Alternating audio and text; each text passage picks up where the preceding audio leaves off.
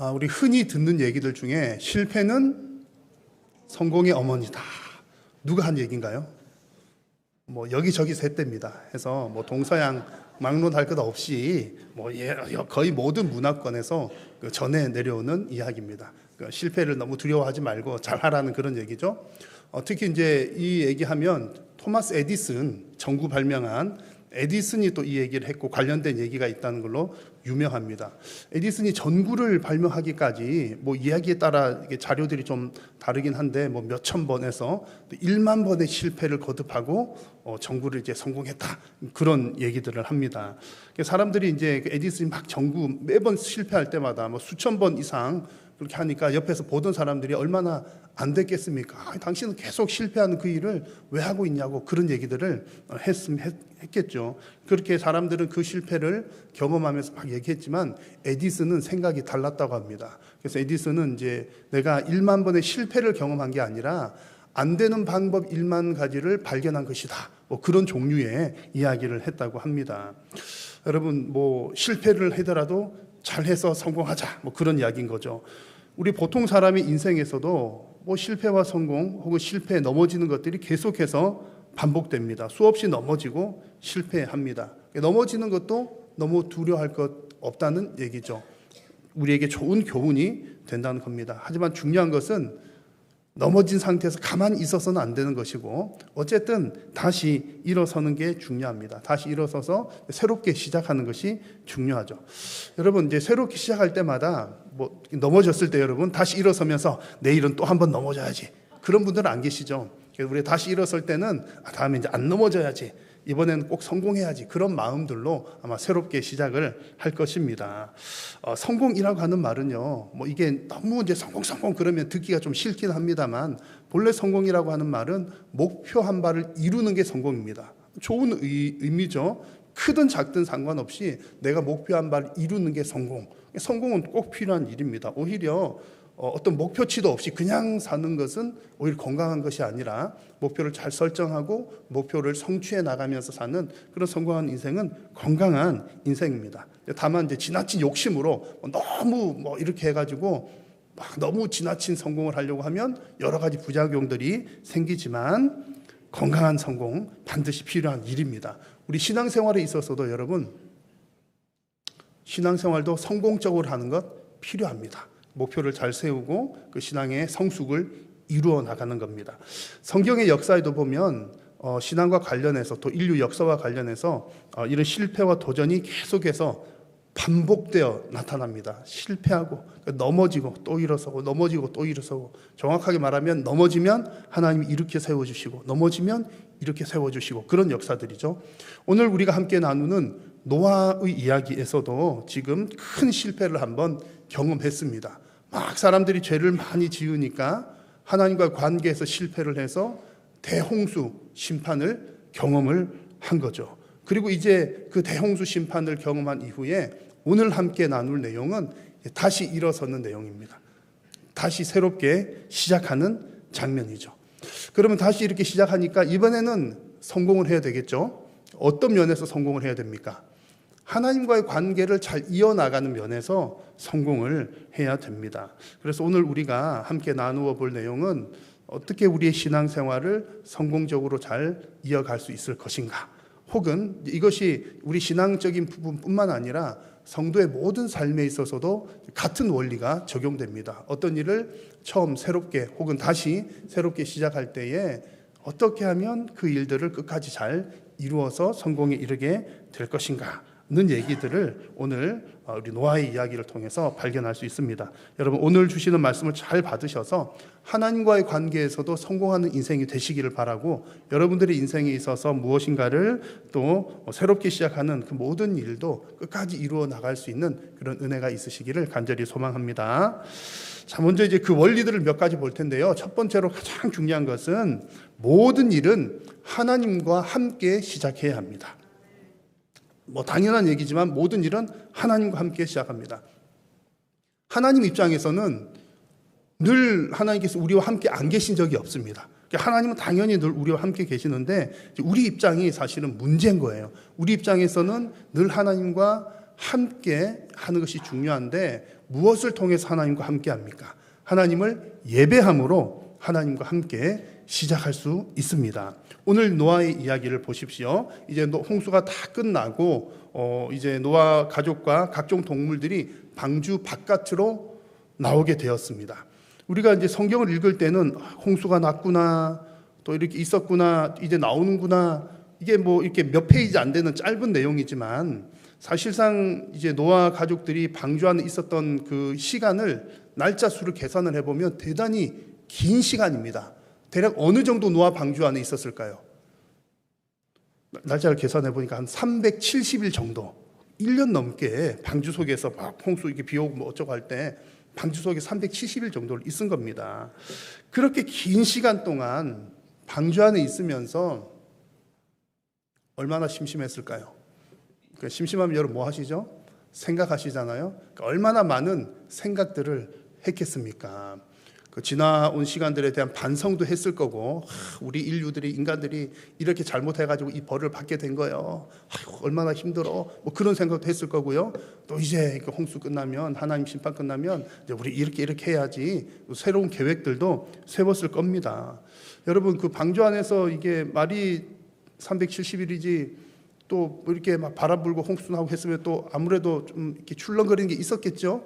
멀미가 또 얼마나 심했겠습니까? 그런 때일수록 더더욱 아이고 발에 땅을 내가 딛기만 하면 내가 꼭 이렇게 뭘 해야지 뭐 하고 싶은 그런 마음들 아마 더 많이 있었을 겁니다. 자, 그러던 중에 이제 홍수가 끝난 거예요.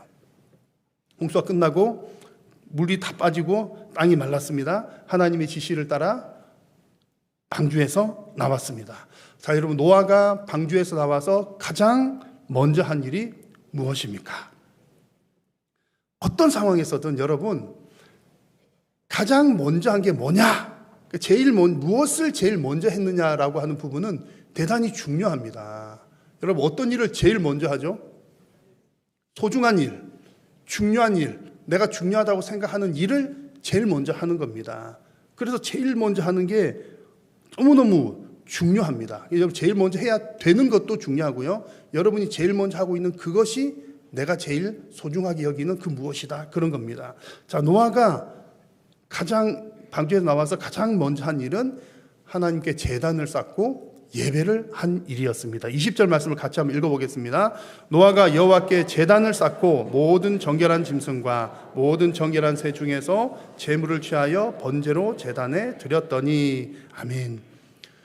여러분 요거 이제 노아는 이렇게 나와서 제일 먼저 예배를 드렸다 그랬는데 그냥 한번 이렇게 쭉 이렇게 성경을 읽다 보니까 이런 생각이 들더라고요. 그냥 상상을 한번 해보는 겁니다. 이 얘기는 성경에 나오는 얘기가 아니라 제가 상상을 해보는 겁니다.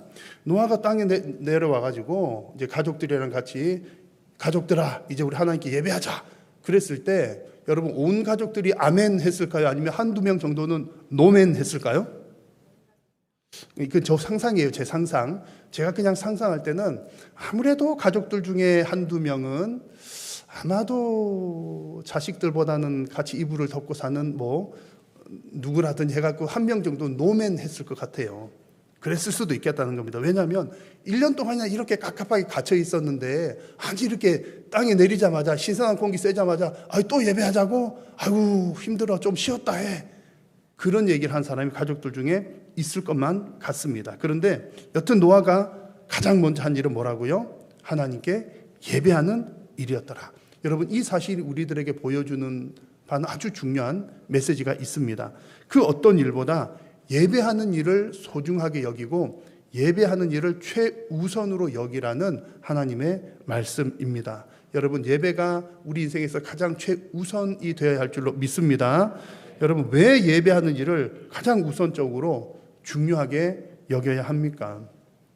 여러분 예배한다는 것은요, 예배를 먼저 한다는 것은 하나님과의 관계를 다시 한번 점검해 보는 일입니다. 그리고 하나님과 함께 한다는 의미입니다. 우리가 뭐 의무적으로 하는 것이 아니라 정말 하나님과 새롭게 관계를 확인하고 또 함께 하는 것.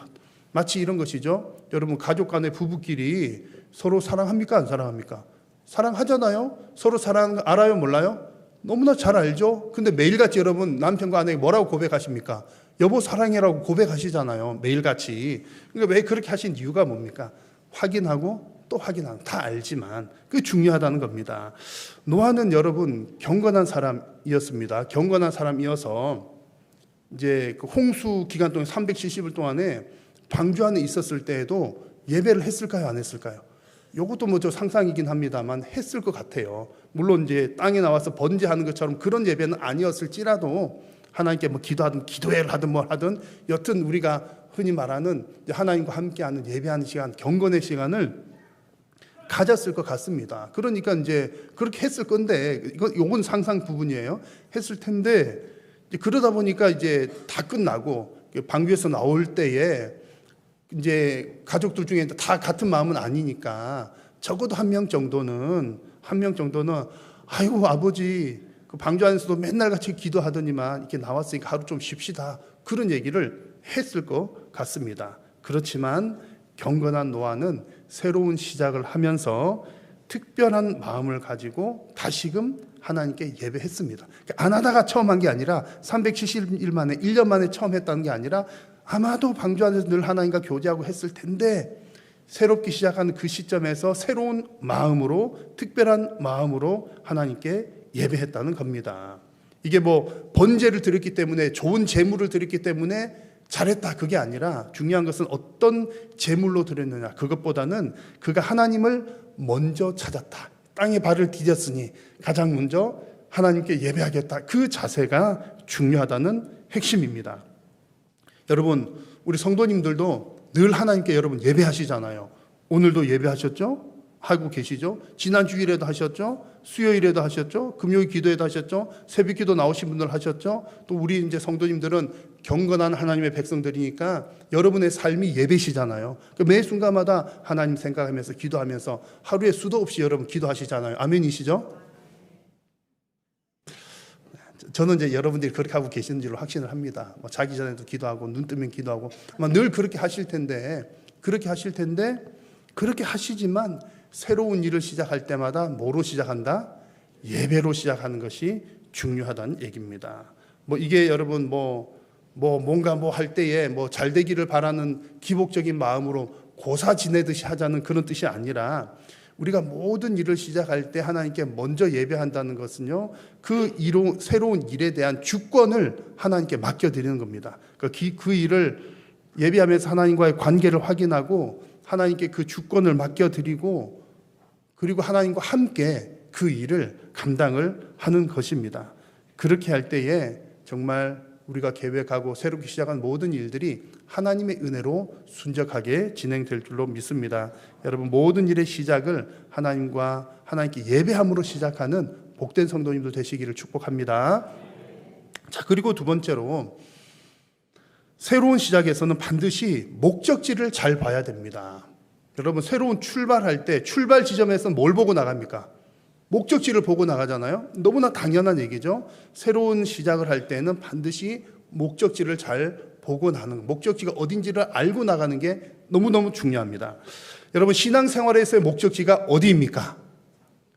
라고 묻는다면 천국이요 라고 대답을 아마 하시겠죠. 예수님 믿는 이유가 천국 가려고요. 여러분 맞는 얘기입니다. 맞는 얘기인데 간단하게 대답하면 그럴 수도 있죠. 우리 신앙생활의 종착지 혹은 목적지는 어디입니까? 천국입니다. 맞는 얘기인데 이제 천국에 가는 것, 어느 장소적인 느낌으로 개념으로 천국에 가는 것만 목표로 삼게 되면 중간 과정들에서 좀 놓치는 일들이 생겨날 수 있습니다. 예를 들면 이런 거죠. 가끔 우리 교회는 안 계시지만 가끔 그런 사람들이 있다고 전에 들었어요. 난 예수님 믿으니까 천국 가는 거야. 천국 가는 거 일단 따놨으니까, 천국의 티켓은 따놨으니까 이 땅에서는 좀 놀면서 가든지 대충 살다 가든지 그렇게 해도 되겠지. 이제 그런 경우들이 간혹 생겨날 수 있다는 거죠. 그래서 여러분 우리는 이제 우리 신앙생활의 목적지가 어디입니까? 라고 물을 때 그냥 천국이요 이것보다 더 좋은 대답은요, 제가 추천하는 대답입니다. 더 좋은 대답은 하나님의 약속이 이루어지는 것입니다. 뭐가 이루어지는 것이요? 하나님의 약속이 이루어지는 것. 이게 장소적인 개념보다는 신앙생활의 목적 혹은 목적지를 생각할 때는 하나님의 뜻이, 하나님의 약속이 이루어지는 것, 이게 좀 더 포괄적인 겁니다. 그러면 나중에 우리가 죽고 나서 혹은 나중에 예수님 재림하고 나서 우리가 뭐 천국에 갔다는 것도 하나님의 뜻이 이루어지는 것 중에 한 부분인 겁니다.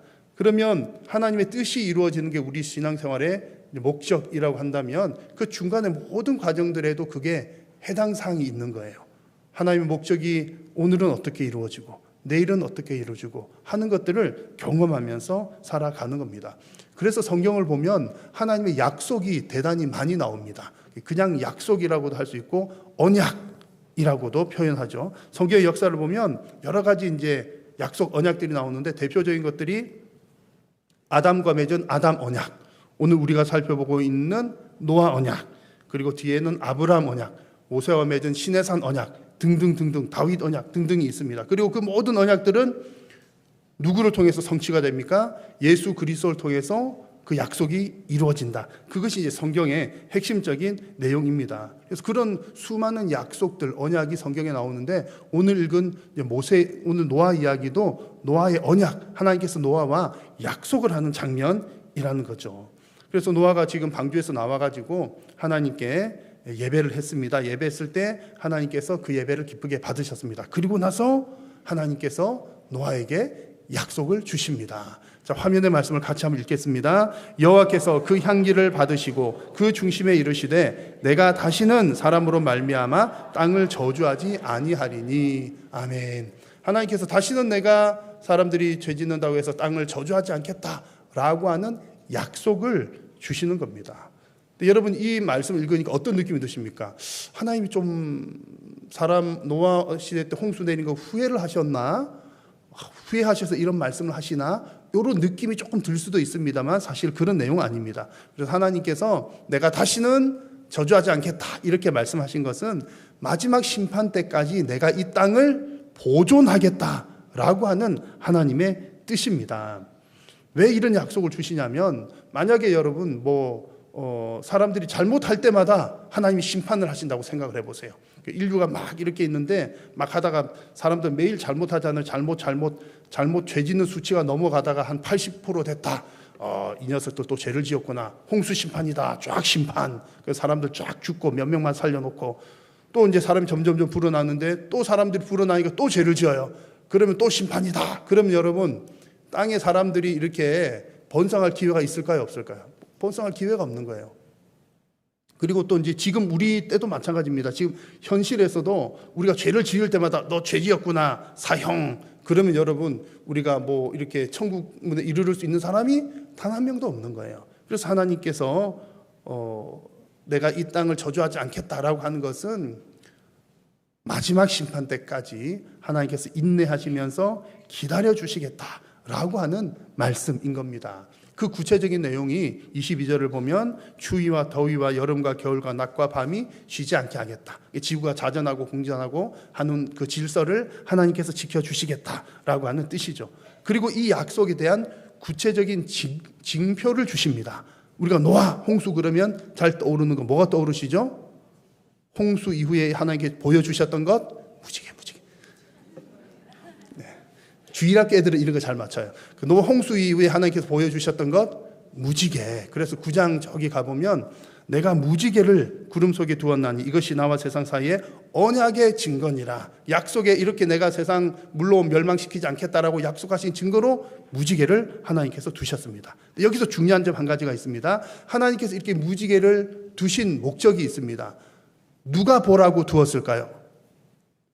1번 사람, 2번 하나님. 자, 그래서 이제 중요한 부분입니다. 16절 말씀을 같이 한번 읽어볼까요? 무지개가 구름 사이에 있으리니 내가 보고 나 하나님과 모든 육체를 가진 땅의 모든 생물 사이에 영원한 언약을 기억하리라. 아멘. 누가 보시고요? 하나님이 보시고 누가 기억을 해요? 하나님이 기억하십니다. 이게 무지개를 주신 목적이 그겁니다. 하나님께서 무지개를 두시고 내가 기억하겠다라고 하신 것은 내가 요즘 깜빡깜빡해서 내가 또 애들이 아니 인류와 약속한 거 내가 깜빡 잊어버릴까 봐 무지개라도 걸어둬야 되겠어 라고 하셔서 걸어두신 그런 뉘앙스가 아니고요. 그런 뉘앙스가 아니라 하나님께서 무지개를 두시고 무지개를 보시고 언약을 기억하겠다 이 말씀은 다른 누가 아닌 하나님께서 이 약속을 반드시 지키시겠다는 의미입니다. 내가 보고 내가 지키겠다라고 하는 거죠. 여러분, 이 부분이 너무나 중요합니다. 그 고대 신화나 다른 잘못된 종교들의 이야기를 보시면 신들이 사람들에게 무거운 짐을 지웁니다. 우리가 창조 이야기 보셨을 때 제가 잠깐 언급을 했습니다만, 다른 신화들, 다른 설화들에는 뭐 창조한 얘기에 비슷한 것 같은데, 신들이 사람을 만든 목적이 노동시키려고 만든 거예요. 노동시키려고 만들고, 또 홍수 이야기도 성경 말고 옛날 뭐 그런 설화들에게 비슷한 얘기들이 등장하는데, 그런데 보면 홍수 심판한 이유가 그 사람들이 시끄러워서, 저 인간들 만들어놨더니 시끄러워 죽겠네, 홍수 심판, 그런 얘기들이 있어요. 그리고 그래 해놨더니, 그러면 사람들을 만들어서 일 시키려고 사람 만들었는데 심판해가지고 사람들이 다 죽었어요. 그럼 누가 손해죠? 신들이 손해잖아요. 이건 성경 얘기 아닌 거예요. 옛날 그냥 그런 설화들에. 그러면 이제 신들이 일 시켜 먹을 사람이 없으니까는 신들끼리 얘기를 하는 겁니다. 너 그봐, 왜 그 사람도 다 죽여갖고 우리가 이 고생이야, 뭐 그런 얘기들이 옛날 신화들에 나옵니다. 결국 무슨 얘기냐면, 고대 신화나 잘못된 종교들의 이야기에서는 신들이 사람들에게 일 시키고 무거운 짐을 지어주는 얘기. 이단들도 비슷하잖아요. 성경을 이렇게 같은 성경을 보지만 성경을 잘못 해석하면 하나님이 사람에게 무거운 짐을 준 것처럼, 너 이거 안 하면 안 돼, 이거 꼭 해야 돼, 무거운 짐을 준 것들로 잘못 이해를 합니다. 그러나 본래 하나님께서 우리에게 말씀하신 것은 전혀 반대인 거죠. 전혀 반대입니다. 하나님은 사람들에게 무거운 짐을 지우시는 분이 아닙니다. 하나님은 사람들이 무겁게 힘겹게 신앙생활 하기를 원하시는 분이 아닙니다. 오히려 하나님께서 무거운 짐을 지시고 하나님께서 모든 일을 이루신다고 말씀하십니다. 그래서 노아의 언약에서도 하나님께서 약속하시고 하나님께서 기억하시고 하나님께서 이루신다고 말씀을 하고 계신 겁니다. 그러면 여러분, 사람은 뭐 합니까? 아니, 하나님이 약속도 하나님이 하시고 지키는 것도 하나님이 하시면 우리는 뭘 해요? 우리 성도들이 해야 될 중요한 게 있습니다. 우리 성도들이 해야 될 중요한 것은 하나님의 약속을 기억하는 겁니다.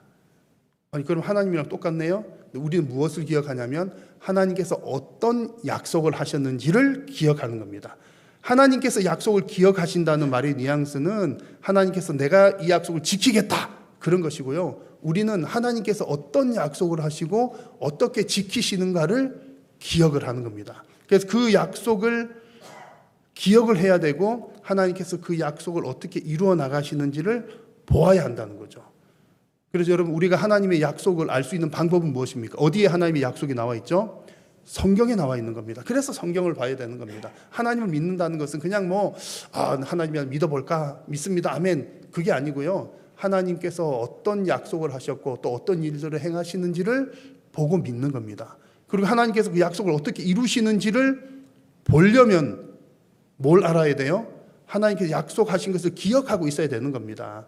하나님께서 내가 이거 할게 라고 그걸 기억하고 있어야, 우리가 기억하고 있어야 하나님이 그 일, 약속하신 그 일을 하시는구나 아는 거죠. 하나님이 어떤 약속하셨는지를 모르면 하나님께서 일을 하시는 걸 봐도 그게 뭔 일인지 나에게 아무 의미가 없는 겁니다. 그래서 약속을 기억해야 됩니다. 여러분, 하나님께서 하신 약속의 말씀들을 기억하고 있어야 하나님께서 어떻게 이루어 가시는지를 볼 수가 있습니다. 이런 자세로, 이런 삶의 자세로 살아가면 모든 시작에서 모든 일에서 하나님의 은혜를 경험할 수 있습니다. 그리고 하나님께서 약속을 이루신다는 것, 우리의 목적지는 뭐라고요? 하나님의 약속. 그 약속을 기억하고 보고 있어야 우리의 목적지까지, 약속이 이루어진 그 지점까지 정말 건강하고 바르게 나아갈 수가 있습니다. 여러분, 하나님의 약속을 잘 기억하심으로 목적지까지 건강하고 안전하게 가는 저와 여러분 될 수 있기를 간절히 소망합니다. 자, 이렇게 해서 이제 두 가지 말씀을 드렸습니다. 새로운 시작을 할 때 하나님과 예배하면서 하나님께 함께 하는 것, 가장 먼저 예배하는 것 중요하다는 것이고, 하나님의 약속을 기억하는 게, 이것이 이제 목적지까지 바르게 가는 중요한 요소인 것을 말씀드렸습니다. 이제 세 번째, 우리가 새로운 시작이 성공적으로 이루어지기 위해서는 생명의 주권, 생명의 주인이 하나님께 있음을, 하나님이심을 우리는 반드시 고백해야 합니다. 주권에 관한 문제입니다. 오늘 본문은 하나님께서 노아와 언약, 약속을 맺는 장면이라고 말씀을 드렸습니다. 근데 노아와만 약속하신 게 아니라 그전에도 누구랑 약속하셨죠?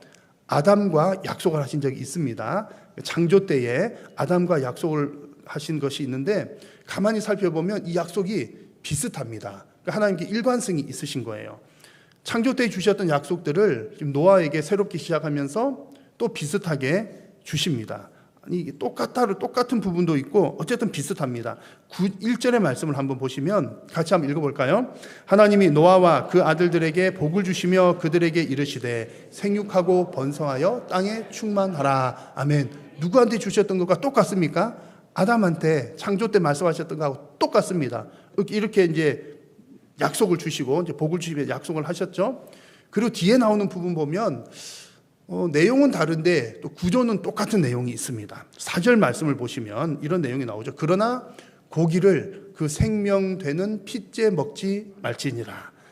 핏째 먹지 말라는 말씀이 나옵니다. 이걸 보시면 여러분 뭐가 떠오르세요? 하나님께서 아담에게는 뭐 하지 말라고 말씀하셨죠? 뭘 먹지 말라? 선악을 알게 하는 나무의 열매를 먹지 말라고 하신 것과 노아 홍수 이후에 핏째 먹지 말라, 동물을 핏째 먹지 말라는 것과 같은 맥락입니다. 아니, 뜬금없이 이거 동물 얘기가 나오고 좀 징그럽게 피 얘기가 나오나 싶지만 같은 맥락입니다. 이 두 가지 명령은 선악을 알게 하는 나무 열매 먹지 말라, 또 동물을 핏째 먹지 말라, 이 내용은 창세기 1장에서 11장까지 나오는 여러 가지 명령들 중에서 이제 유일한 금지 명령입니다. 하지 마라고 한 것에 가장 중요한 두 가지 내용이라는 거죠. 그만큼 중요한 내용이라는 겁니다. 하나님께서 아담과 하와에게 선악을 알게 한 나무의 열매를 먹지 말라고 하셨습니다. 그 이유는 뭘까요? 아담과 하와가 왜 먹으려고 했는지를 생각해 보면 압니다. 아담과 하와가 어떤 마음으로 선악을 아는 열매를 먹으려고 했습니까? 누구처럼 되려고?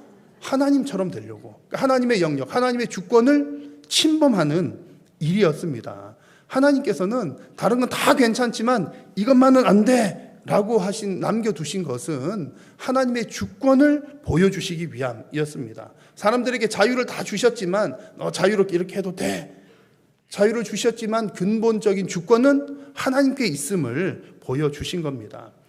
홍수 심판 이후에 동물을 먹을 수 있는 거리로 주셨지만 이것을 핏째 먹어서는 안 된다라고 말씀하신 이유 역시 생명의 주권이 하나님께 있음을 보여주시기 위함이었습니다. 4절을 다시 한번 보시면 이런 내용이 나오죠. 4절의 말씀 보시면 고기를 생명되는 핏째 먹지 말라 그랬습니다. 그러니까 피는 뭐를 상징한다는 거죠? 생명을 상징한다는 그 얘기가 담겨져 있는 겁니다. 그래서 하나님께서 핏째 먹지 말라고 하신 것은 생명은 하나님의 손에 달려 있음을 인정하라는 의미였습니다. 그리고 이어지는 말씀을 보면 다른 사람의 피를 흘린 것에 관한 경우도 말씀을 해주십니다. 6절 말씀에 다른 사람의 피를 흘리면 그 사람의 피도 흘릴 것인 이는 하나님이 자기 형상대로 사람을 지으셨음이니라. 하나님께서 사람들 사이 너희 서로 죽이면 안 돼 말씀을 하셨는데 그 이유가 뭐라고요? 그냥 사이좋게 지내야지, 죽이면 끔찍하잖아, 에이 나빠, 그냥 그런 얘기가 아니라 사람이 사람을 죽이는 것은 누구의 형상을 해치는 것? 하나님의 형상을 범하는 일이기 때문이라고 말씀을 하시는 거죠. 하나님의 주권에 침범하는 일이라는 겁니다.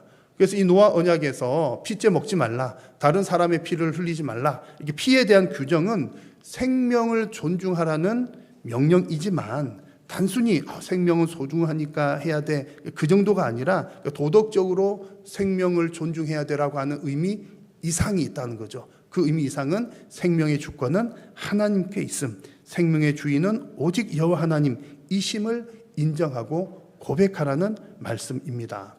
여러분, 생명의 주권이 오직 하나님께 있음을 고백하는 여러분 되시기를 간절히 소망합니다. 특별히 여러분, 이제 지금 이게 이 타이밍이 새롭게 시작하는 시점이잖아요. 이제 새롭게 시작하는 이 시점에서 노아에게 이 명령을 다시 한번 하나님께서 강조해서 말씀을 해주고 계시는 겁니다. 성경에도 보면 하나님의 주권에 대해서는 자주 언급합니다. 이 생명의 주권이 하나님께 있다. 이 얘기는 하나님이 자주 하시는 얘기거든요. 자주 하신다는 얘기는 뭘까요? 거꾸로 생각해 보면 사람들이 잘 따른다, 안 따른다? 사람들이 잘 안 따르기 때문입니다. 자꾸 잊어버린다는 거예요. 이 사실을 잊어버려서 문제가 생기는 겁니다. 생명의 주권이 누구에게 있는가? 이 얘기는 다른 말로 하면 누가 진정한 왕이신가? 누가 주인인가의 문제인데 사람들이 자꾸 이 사실을 잊어버리는 겁니다. 그래서 성경의 역사를 보면 이 사실을 잊을 때마다 큰 죄에 빠지고 큰 벌을 받고 하는 일들이 반복되었던 거죠. 여러분, 지금도 이 일은 똑같이 적용됩니다. 교회나 우리 개인의 신앙에 있어서도 정말 똑같은 현상들이 나타납니다. 여러분, 어떤 교회가 건강하게 잘 성장해 나갈까요? 교회의 주인이 하나님이시고 교회의 머리가 예수님이신 것을 정확하게 고백하는 교회는 문제가 생겨날 게 없습니다. 근데 언제 문제가 생겨나요? 내가 이 교회의 주인이다, 이런 마음이 생겨나고 이런 주장들을 하기 시작하면 교회 안에는 다툼과 분열이 시작됩니다. 개인의 삶에서도 마찬가지죠. 내 인생의 주인이 하나님이시고 내 생명의 주인이 하나님이신 것을 인정하면서 살 때는 내 인생이 잘 되나 못 되나 별 상관없어요. 잘 되면 하나님께 감사하는 것이고 내 인생이 잘 못 되면 하나님이 주인이시니까 하나님께서 알아서 해주시겠지. 그러니까 인생에 굴곡이 있더라도 힘든 건 힘들지만 그것이 나에게 내 인생에 큰 영향을 미치지는 못하는 겁니다. 버틸 수 있다는 거죠. 견딜 수 있는 겁니다. 내 인생의 주인이 하나님이시니까 하나님이 알아서 하실 테니까, 하나님이 책임져 주실 테니까 기다릴 수 있는 거죠. 그러나 내가 내 인생의 주인이 되려고 하는 순간 그런 마음을 먹으면 내 뜻대로 되지 않으면 실망합니다. 내 뜻대로 되지 않으면 좌절합니다. 내 뜻대로 되지 않으면 시험에 빠집니다. 그리고 문제는 그 시험에 새어나오기가 어렵습니다. 그러므로 여러분, 하나님의 백성들은 정말 무슨 일이, 신앙에 있어서나 모든 일에 있어서 무슨 일이든지 성공적으로 해내려면 하나님이 내 인생의 주인이 되도록 하는 일에 먼저 성공해야 하는 줄로 믿습니다. 더 정확하게 말씀드리면요, 하나님이 내 인생의 주인 되었다는 사실을 고백하는 사람의 그 인생은 이미 성공한 인생입니다. 여러분의 신앙에서 또 여러분들의 모든 인생의 여정에서 여러분의 생명의 주권이 오직 여호와 하나님께 있다는 사실을 인정하시면서 승리하시고 성공하시기를 주님의 이름으로 축복합니다. 자, 오늘 이렇게 이제 노아가 방주에 나와서 이제 새로운 시작을 하면서 보여준 몇 가지 내용들 여러분 살펴봤습니다. 이것이 정말 우리들에게도 꼭 필요한 내용들입니다. 가장 우선순위는 예배, 그리고 하나님의 약속을 기억하는 것, 생명의 주권이 하나님께 있음을 고백하는 것. 여러분, 이런 마음으로 살아간 인생은 이미 성공한 인생입니다. 이런 복이 여러분들에게 있으시기를 간절히 소망합니다. 기도하겠습니다. 살아계신 여호와 하나님, 오늘도 우리의 예배를 받으시고 말씀하여 주시니 감사합니다. 오늘 주신 말씀이 우리 모든 성도님들의 삶 가운데 온전히 적용되게 하여 주시고 오직 하나님께 모든 주권을 맡기고 살아가는 성공한 인생 되게 하여 주옵소서. 예수님의 이름으로 기도드립니다.